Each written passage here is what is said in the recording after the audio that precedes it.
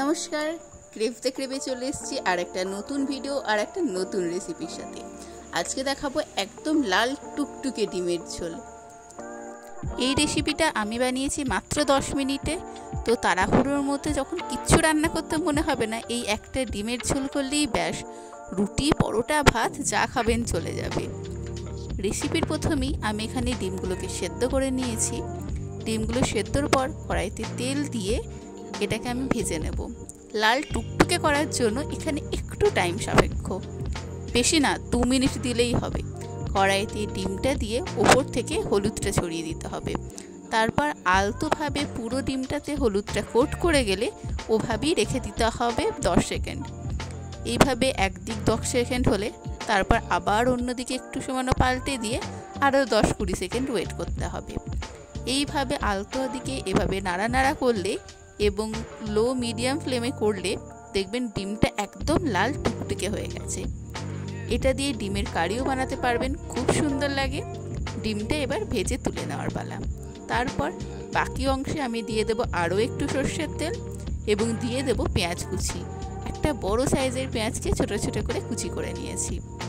এই যে বললাম 10 মিনিটে করব, একদম ঘড়ি ধরে দেখুন 10 মিনিটেই হবে। পেঁয়াজটা একটু ভাজা হবে, সেই সময় দিয়ে দেবো একটা মস্ত বড় টমেটো কুচি। সেটাকেও একটু সামান্য করে ওপর থেকে দিয়ে দেবো পরিমাণ মতো নুন।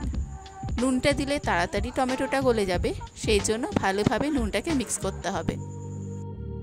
এবার খুন্তির আগাটা দিয়ে ভালোভাবে টমেটোগুলোকে গালিয়ে দিতে হবে, কারণ 10 মিনিটের ব্যাপার তো।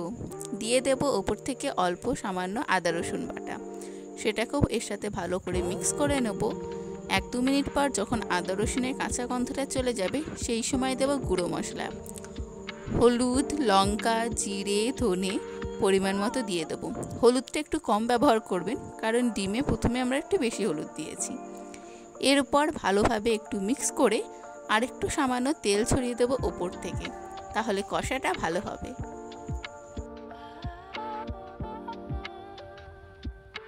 মশলাটা ভালোভাবে হয়ে গেলে তারপর দিয়ে দেবো জল। যদি কারি খেতে চান তাহলে অল্প জল দেবেন, এবং যদি একটু ঝোল ঝোল খেতে চান তাহলে জলটা সে মতো বুঝে দেবেন। তারপর জলের সাথে মিক্স করে জলটা যতক্ষণ না ফুটছে ততক্ষণ অবধি ওয়েট করব।